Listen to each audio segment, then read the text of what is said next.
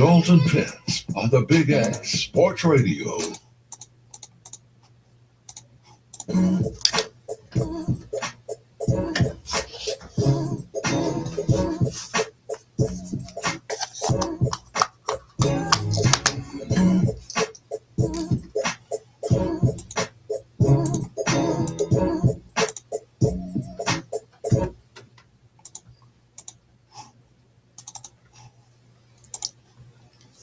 Welcome in. Good afternoon. It's the Ticket Punchers here on 96.1 FM, 1450 AM, Big X Sports Radio. I'm your host, Roman Kelly, joined today by my co-host here, J.R. Anderson. Missing our other co-host, Curtis Phillips, a.k.a. Philly Picks, as he is out today. But we do have J.R. and myself, as we'll be taking you down until 6 o'clock, as we do per usual here on the Big X. It's been a while. Long time since the last Ticket Punchers show.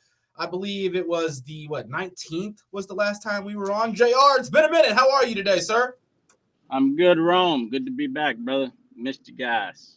Yes, missed you as well. It's been too long, too many days without a show, but we're back now. It's time to get those plays out. It's time to get some discussion on these picks, and let's go punch those tickets. It's an exciting day because there's a lot to discuss due to how much we've missed out on and how much we have to look forward to here this week and just ahead in the realm of sports and betting.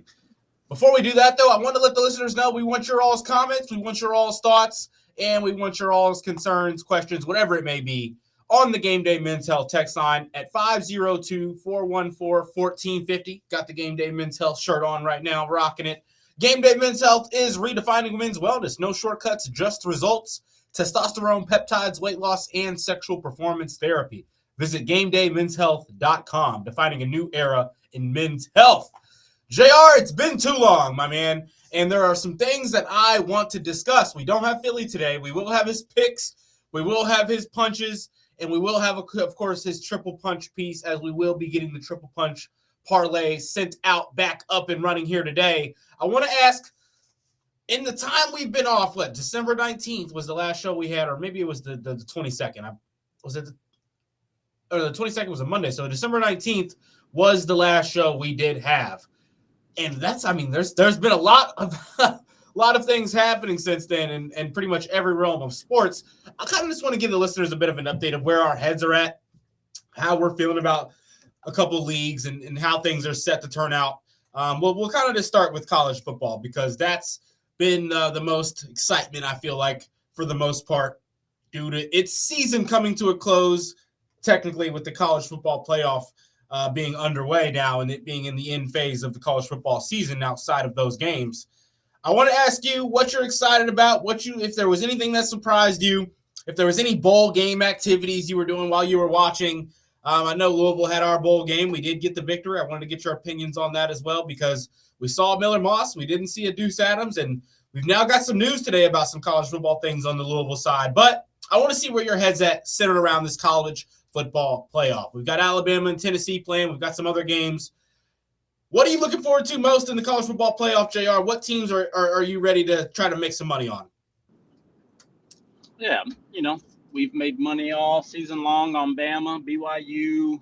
Hadn't really, dabbled with Indiana too much, but I would say the two teams that I'm focused on, which, I think will inevitably be the national champion, will be either Indiana or Ohio State. And here lately, man, call me crazy, but, as much flack as Ohio State has been receiving, my gut is telling me Ohio might get them, man. I know a lot of people don't want to hear that, but my gut's been right here lately when it comes to these things. And, I kind of want to take Ohio to repeat.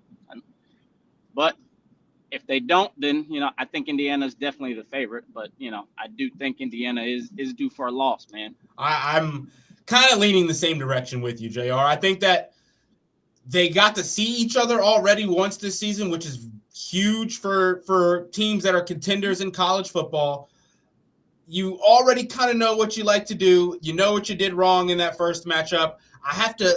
In terms of a betting side, something in me can't really lean the direction of Indiana having not been here, right? Having not been the team that's experienced in this situation, nor having really had the coach experience in this situation.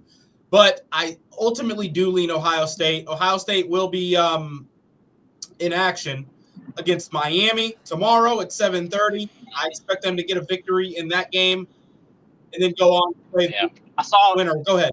I did see a lot of people taking Miami in that game.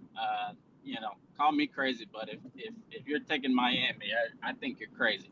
Yeah, I don't know. Maybe to cover. Ohio is a much better team, but to take them outright, I think that's crazy. Yes, I would definitely take a cover or a decent plus money play. I would definitely look into a cover just because that line is big, sitting at 9.5, and you've got that NFL talent out on the Miami side on both lines, the offensive and defensive, and then on the skill position players as well, right? You've got some playmakers on the offensive side with your running back room, and then, of course, Tony out there as the best freshman receiver in college football this season. But that Ohio State defense is just a different breed. Ultimately, at the end of the day, with how clunky that Miami offense has looked in certain times this year, I expect Ohio State to take advantage of the mishaps Miami will likely go on to have in that game just because they've been prone to them all year long. So I don't think Ohio State should have any trouble getting out of that one. We've made a lot of money on Alabama this year, right? Some of the heavier betting we did was on Alabama, right? When they were on those smaller, short lines, being 2.5-point favorites, being underdogs on the road.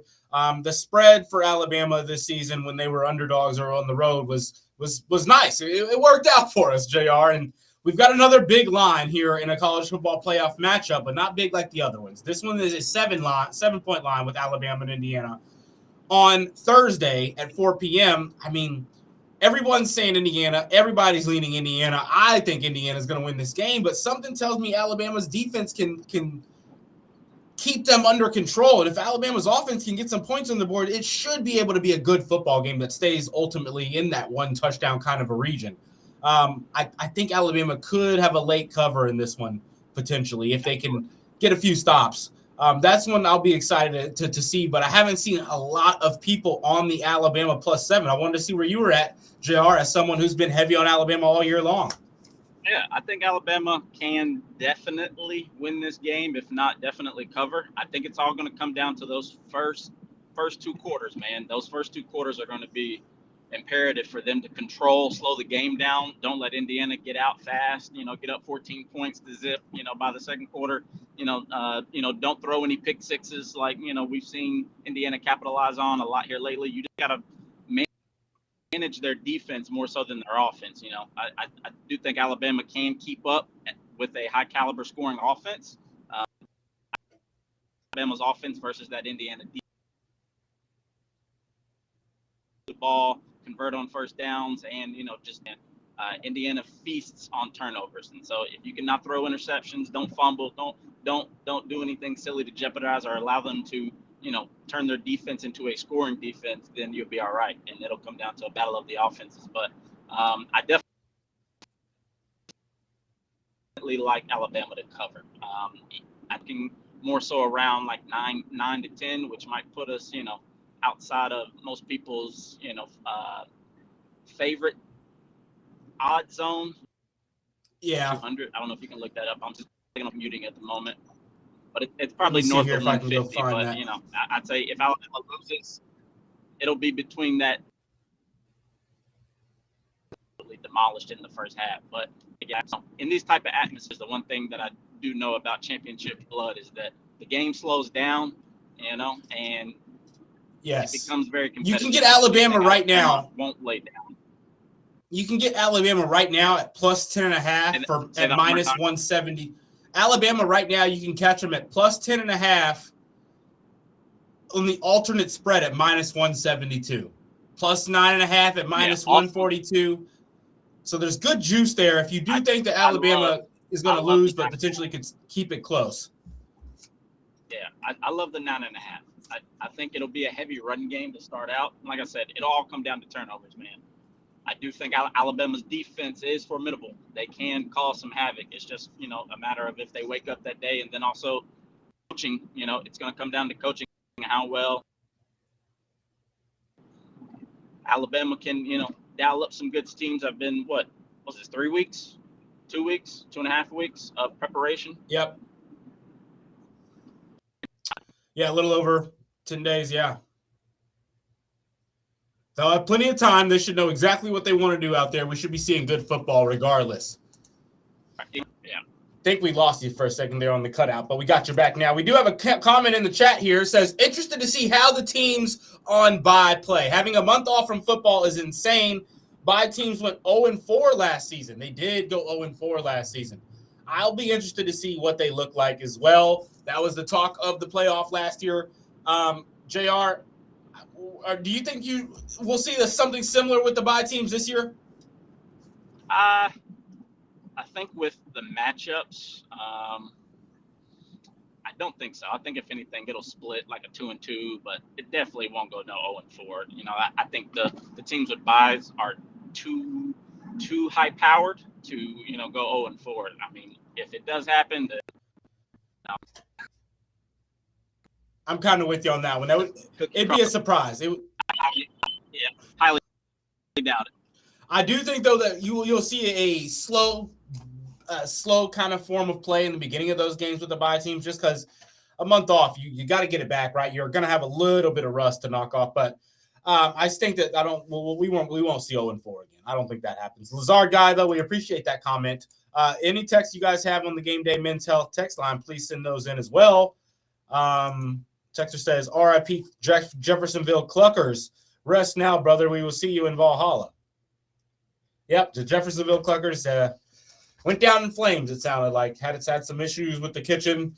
Luckily, it didn't seem like anybody was hurt, but going to have some rebuilding to do there, and a lot of people who are going to have to go find work, it sounds like, which is just always unfortunate and sad there, but glad to hear that no one was seriously injured.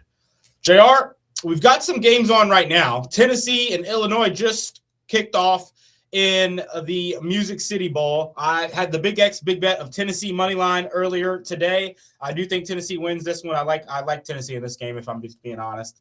Straight up, I do think they cover as well in the 2.5. I wanted to ask if you were on anything today in particular on the college football, just because we've got these two matchups. I'm also on USC tonight, straight up to get the W as well over TCU, who's going to have some a lot of backups in. I mean, both teams are not going to have everybody in this game, but I expect overall USC to have enough of their guys retained to go and get the job done in this game. They are 4.5-point favorites now over TCU. TCU has the quarterback, Jake Hoover, who is Louisville is currently in the I won't say runnings because the portal hasn't opened up yet, but a potential name that Louisville is going to be after when the portal does open up on the 2nd. He will not be playing. It's the backup, the hometown kid for a TCU team, which kind of does give a little bit of a weird story. That vibe is always interesting. The kid that has the ties to the team, been there a while, the interesting story around him if he goes out and has a good start to the game, but still I think USC has the dudes on the defensive side to get the job done. I like USC on the -5.5 to get the win in that game. I wanted to see where you were at in this one, though, JR, as we do have a 9 p.m. tip-off there, number 16 USC going up against TCU. If you had any action on that one. I always struggle when starting quarterbacks or any major changes happen to the offensive side of the ball. I haven't gotten a good chance to watch as much tape of the backup, but I also don't know if there's much of it. But I was definitely loving USC to cover the spread. Yeah, I'm on USC. We're going to go ahead and pull them and make that an official punch for us here today right now. If you want on my side of things, I'm going to take USC money. I'm taking USC on the 4.5 since the line dropped. We'll go ahead and take Tennessee on the money line straight up. There's some boost rocking around out there right now if you guys are interested. So I like the under as well in this Tennessee-Illinois game. I think that they're going to go back and forth a little bit before there's a lot of points being scored. So that's just a couple college football plays right now for us here live on the Ticket Punchers show here on the Big X. JR, we've got some NBA action tonight. Not anything too crazy. Not a lot of games, but we've got a big matchup. Our Lakers in action, underdogs at home against the Pistons. And only 2.5-point favorites. Luka and LeBron at the moment currently should be playing in this game. Cade Cunningham and Jalen Duren also should be playing in this game. So the main key guys outside of Austin Reeves going to be in action tonight. How you feel about our Lakers being underdogs tonight? I love it. They need it. They need to definitely build upon the win in the last game. And I would say the key for success is this, and this is something that, a lot of people won't disagree with. We have to get Braun going early, just like they did last game. And when he's involved early, they look like a totally different team. Everybody's engaged. But when Luka plays his normal Luka style of basketball, and he dominates the first quarter with 20 points and 12 shots, whatever it may be, and LeBron sitting in the corner pouting, as we know Bron do, it takes him completely out of the game. And then that's the tone defensively and offensively that you're going to get the rest of the game. As long as we get 23 involved early and often, and then allow him to be Braun and, at least dribble the ball at least just a tad bit, I think we'll be all right. I do love the underdog, but, I think this will be a very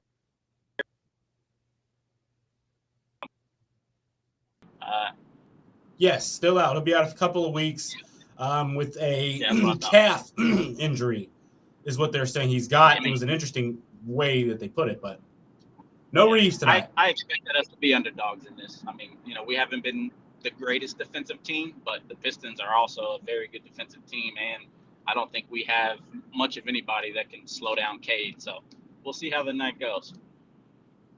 We will. It'll be interesting. I expect us to stay close in this game, but if we get into one of those situations where they get off to that 12-point lead and they've got momentum, we don't fight back enough defensively for my liking in those kinds of situations. You've got to get a hot start on your home floor in these kinds of games. No ifs, ands, or buts about it, in my opinion. But we'll have some official punches. Go ahead, JR. I was going to say, I would definitely take Lakers on the spread, since, you get the home court advantage. All it takes is for Luka to have one of those nights, or Braun. I think we'll be all right. Coming off of the win, I do think we're due to, hit a back-to-back, a couple games in a row streak here, and this would be a really good win versus the Pistons, as long as the two stars get going, and then we have some similar bench production like we had last game. But I do like Lakers to cover the 2.5. I do as well. I like LeBron to bounce back in a game against some, upcoming star like Cade Cunningham. He typically likes to respond against the big teams. So on his home floor, he's going to be getting his shots up as well. I like Braun to not necessarily have a big night, but a productive night as well in this one. You need it. If you want to win any games going forward with the way that we defend lately. JR, I want to get into some official punches for the day because we've got so much on tonight with the college basketball slate, NBA slate, and then, of course, the couple of college football games, one on now, one starting later on tonight. We've also got Louisville in action, and we need a triple punch piece from you. We've got Curtis's, and I'll have mine here in just a second, but I want to ask about the Cards. Just give me a vibe update, how you're feeling. I know I'm feeling pretty good. I'm glad to see that Michael Brown Jr. is back in action for us. I don't necessarily like to see that he's probable, but that should mean that he's playing. No case in prior, which is unfortunate in a game where there is going to be some size on the opposition. This has been tough, though, because we're traveling to Cal. Granted, we got there in time, which we didn't do last year in the football season. We know we got there the day before, and everybody was tired. Nobody was preparing. We went on to lose and ruin any hope for that season being a successful one like we thought it was going to be. We got there. Pat Kelsey didn't make the same mistake that Jeff Brom made. He got these guys out there with enough time to adjust. This is a 2-game road trip, but we will be playing Stanford on Friday. Last season, out of every ACC team that had to go and play both Cal and Stanford on the road, only one team won both games, and that was Duke, obviously. Nobody went out to the two California schools from the ACC and swept them both. And, I mean, we didn't have to worry about that. They came and played us. But we will have them both on 2 road games now. And you can't necessarily expect us to dominate these two teams, especially with Cal being a team that's currently sitting in a good spot in all of its rankings. Granted, a lot of that is centered around them having played basically nobody, if I'm being honest. They did, they beat a UCLA team. They have had a couple of good teams they've played, but mostly pushover type of opponents where you expected them to dominate. JR, are you feeling good about the Cards tonight? 8.5-point favorites on the road against Cal with Michael Brown back? Yeah, Cal's 12-1, but different caliber of leagues in my opinion. With Michael playing, I'm comfortable without him playing if for whatever reason he's not, since we know that he gets ruled out at the very last second on game days. But if he is playing, then I love us to definitely, cover game and the next game as well. He is our engine, man. You know, if anything, the last couple games has opened our eyes that when he's not out there, it shows why he should definitely be a top 5 prospect. He is our engine. And if he's not out there, then we struggle. You know, our guard play needs to get a lot better. And we also need to get much better bench production from Pryor and others. You know, last couple of games been very disappointed in just overall offensive schematics and, you know, just knowing our opponents and being able to score on our opponents. You know, our shooting hasn't been there because Michael hasn't been there to create, you know, shots or create spacing. And it's been, you know, mostly just get to the rim. But looking for a bounce back tonight with him in the lineup and for us to cover this game and the next 2 wins in a row. Go Cards. So you got Louisville winning tonight, and you think they cover the 8.5 tonight? Yes, absolutely.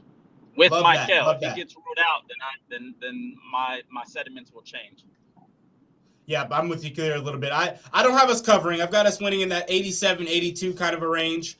You know, not late narrow cover for the Cal Golden Bears in that one. But I still think we do get the victory. I do think Ryan Conwell is kind of the player of the game in terms of the scoring department, but I do see Michael bouncing back and having one of those good all-around performances where he's getting a couple steals, he's getting 4 or 5 assists, getting his teammates involved. All of his shots are good shot selection type of shots, and he's getting downhill above all else to create all of that and open all of those other things up within the game. So I like the Cards tonight as well, but I don't know if we're going to cover. I like your confidence, though. I hope we do get to that 9-point mark, though, because we need a big road win. Yeah. You know me. I love, you know, the lines that Vegas originally sets just because, you know, their computers are much better than ours. When I was researching it, I did have a small thought to water it down to like an even number, take the hook out of it, maybe go 6.5, 7, just to be safe. So I feel like I'm right there with you around the scoring. You know, I definitely love the over. The last time I looked, I thought it was like 163, 164, somewhere around there. Down to 161.5. Yeah, so I definitely love them over 160 even. I believe the last time I looked at that, it was minus like 128, 125 as a total scoring for both teams, over 160. But yeah, love an alt spread down if the odds are good for you. Yep, I'm on the over as well. The line did open up at 5.5. It is now sitting at 8.5. I was saying 9.5, I think, or 9. I'm kind of there though. I'm on that more 5.5 kind of a range for this one. So that's kind of a little bit of a Cards talk for tonight, as we will be back in action for the first time in a while here tonight at 9 p.m. on the ACC Network. But I do want to give a couple of picks out. Not ours. These are from our boy, though. Philly picks, Mr. Curtis Phillips. He did send his 2 plays in for tonight. Here are they for tonight. He's got college basketball and he's got an NBA prop. In college basketball, he likes Seton Hall minus 1.5 on their spread against Marquette. Marquette, they're on the road visiting Marquette. Seton Hall is simply the better team here. Off to a hot 11-2 start and 8-1 as favorites. They are 20th in defensive efficiency, which should cause a Marquette team some fits that already have trouble scoring. Marquette is 0-5 as underdogs and weren't really competitive in either of their Big East games so far this season. Cam Spencer, okay, yeah, so I'm with you on the Seton Hall. I'm with Philly. We're going to be rocking with that pick. I've been fading Marquette all season long, and we've made some money, and we're going to continue to fade Marquette. He also likes Cam Spencer on the over 17.5 points and assist tonight, the combo player prop. In 9 of his last 10 games, Cam Spencer's gone over this in the December month. 6 straight home games he's gone over as well. KCP and Vince Williams Jr. are out, so you're going to see more minutes for Cam Spencer and more opportunity on the ball for him tonight as well. Those are minus 118 on the Seton Hall and minus 114 on the Cam Spencer prop. I like both of those. Those are the Philly picks punches of the day. JR, I want to go to you next as we don't have a lot of time. Where are you at tonight with your official punches if you've gotten to that point with your dig so far here today? I know you're on the road on your commute. You've been working. You've probably not been able to get down on the computers and do your true dig, but anything you've got officially for tonight? Yeah, I got a few. All of mine are NBA. I got a couple NBA teams and then just 2 sprinkles on some NBA props as well. First Let's hear them. Being we are going Philly money line versus the Grizzlies. I think Philly guard play is just going to be a little bit too much for Memphis overall. And, the only scoring capability lately that they've had is, Spencer, Jaren Jackson. But, with Edgecombe and Maxey, I think they could both definitely be into the 20s. Of course, Maxey will. So love Philly money line. That is minus 106. I love Cam Spencer rebounds. He's 100% in the last 5 and 80% in the last 10 to go over 2.5. He's been hounding some boards. Also love Cedric Coward assists over 2.5. He's 100% in the last 5, and right now that's plus 100. For whatever reason, they don't think that he's going to get assists tonight, but he comes off the bench and he gets it done. I also love Utah spread.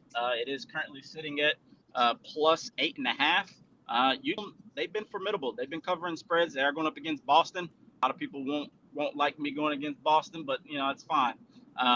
In the last 5, they've only not covered once. So I really love this line overall. And then of course our other 2 legs, which was Lakers plus 2.5, and then me, can't go against my purple and gold. We're going Lakers money line for the official. I like that. I like the Lakers money line play. I'm not going against it. I'm not going to bet it either, though. I've been betting the Lakers way too much recently as someone who doesn't like to be betting on his teams. I refuse to bet Louisville. I don't like betting Barcelona at all, but Lakers, I've been not really following suit with that as much as I typically do. I have 2 plays in this one for tonight. My only 2 official punches in the NBA tonight are going to be Jalen Duren plus 10-plus rebounds in this matchup. He's been on the boards crazy as of late. Not covering this in every single game or anything like that, but against teams that aren't or teams that aren't rebounding the ball all too well, he has been pulling the boards down. He did have 14 in his last game. He went on a streak of covering 10-plus before he had a bad night against Utah, in which I believe they were getting blown out. He didn't play, or not getting blown out. They were blowing Utah out, and he didn't have as many minutes as he typically would have in that game. But the 10-plus boards for him sitting at minus 156 against us, I mean, we haven't been all that strong on the glass as of late. I like Jalen Duren for the 10-plus tonight. And then LeBron James, 20-plus points in a matchup against the top team in the East, where there's going to be a lot of eyes on this game with it being on NBC and Peacock. He's going to be wanting to display what he can out there and show that he's still got it. Every opportunity he's on his home floor. Been a better player on his home floor this season than on the road. So I like him to get to that 20-plus mark at minus 220 here tonight as well. Those are my only 2 official punches in the NBA tonight. Those are paired up with the Tennessee money line in college football today and USC minus 4.5 as well in college football. We also took the live under on Tennessee at minus 50, under 58.5 for that total going up against Illinois as well. But this has been the official punches here on the Ticket Puncher. Stay tuned if you want on YouTube and on X, where we continue to talk for a few more minutes and get that triple punch parlay piece sent out for you. But this is going to wrap us up on the radio side of things. Thank you all so much for tuning in. Thank you all so much for listening. JR, let's go punch those tickets. Let's punch some tickets.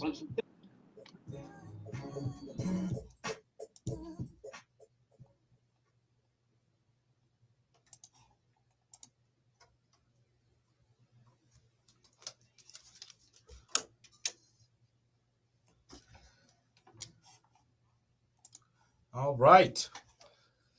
Philly in the chat saying punch those ticket, fellas. Just appreciate you getting in on the chat, Philly. I know you couldn't be in here today with us, unfortunately, but we got those punches out there for you. And let's get that triple punch piece squared away right now, as this will be the only show before Friday. We won't be on tomorrow. We won't be on Thursday, but we will be back Friday, JR. So we can probably give out some punches for the Wednesday, Thursday slate as well. Or even daytime on Friday if we want, because there will be some matches, some college football on Friday before we're on the airwaves. So any punches that are technically happening before Friday at 5:30, we need to get those out as well, JR. Philly, if you want to send any of yours into the chat, feel free. We'll count those to your record if you want as well, if you note that they're official punches. But JR, we've got a lot of games ahead of us. I know that 26 minutes just simply isn't enough time for us to get all of the things that we want to get out there. When we are people who bet everything and cover everything and watch everything, it's not always possible for us to make that happen. So I still want to give us the chance to do so on the YouTube side of things and on the Twitter side of things. And JR, I mean, if there's anything you missed tonight, official punch-wise, before we go triple punch, go ahead and get that out. But I wanted to start with the triple punch piece for tonight. Yeah, I haven't got a chance to research the next 2 days we've just been rolling day by day. As far as triple punch, definitely going Lakers plus 2.5. That's my favorite line of the night. They're at home, coming off of a win.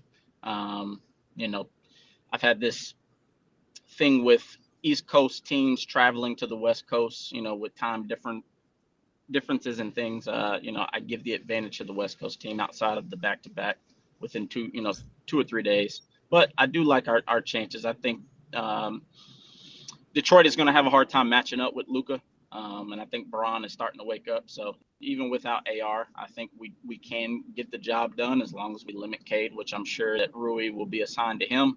I expect Jake LaRavia and team off the bench to have a bigger role.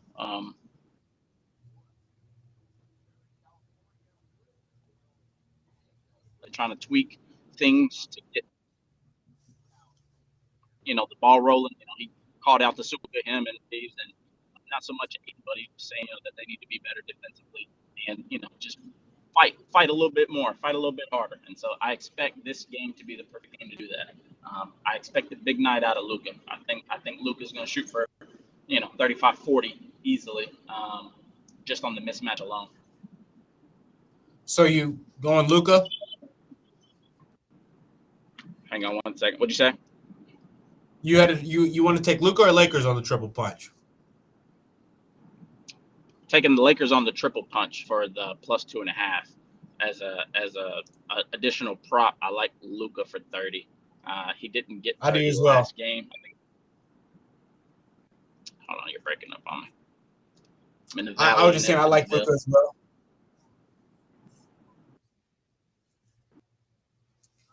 No worries there.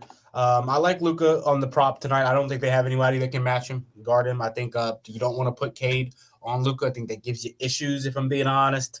My triple punch piece. So JR is going Lakers plus 2.5. We're going to get Phillies here in just 1 second.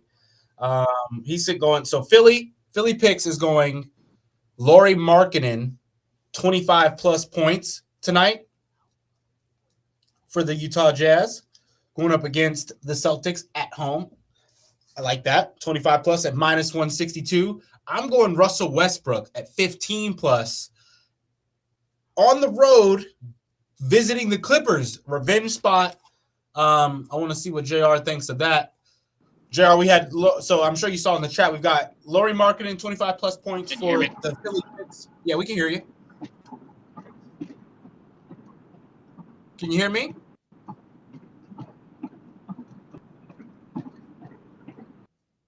Don't know if JR can hear me, unfortunately.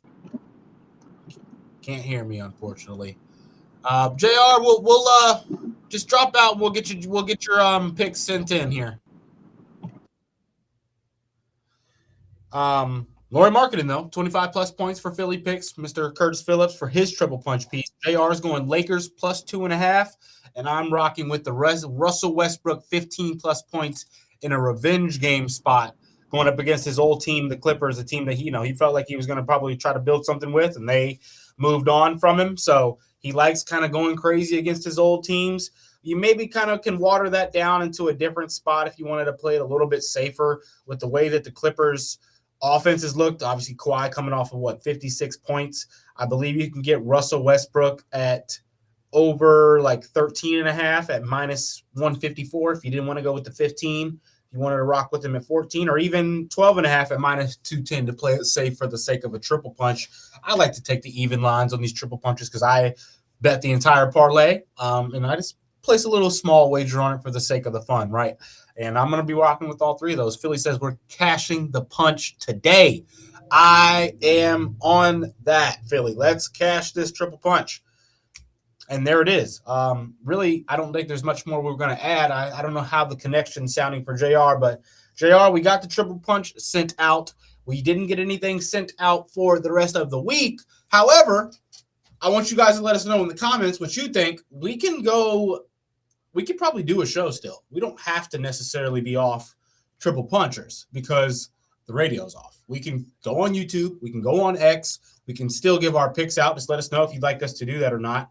I think we'll probably do it anyway, even if you say you don't want us to do it. But I don't think there's too much we're going to add, JR. I don't know how your connection's feeling. We can hear you, but I don't think you're getting a clear feedback from us. So I think ultimately we're going to wrap things up. Philly, if you're in the chat listening still and there's anything you want to add, feel free, my man. But, but I think JR's struggling with his connection there on his commute. Working man, always doing something, always moving around.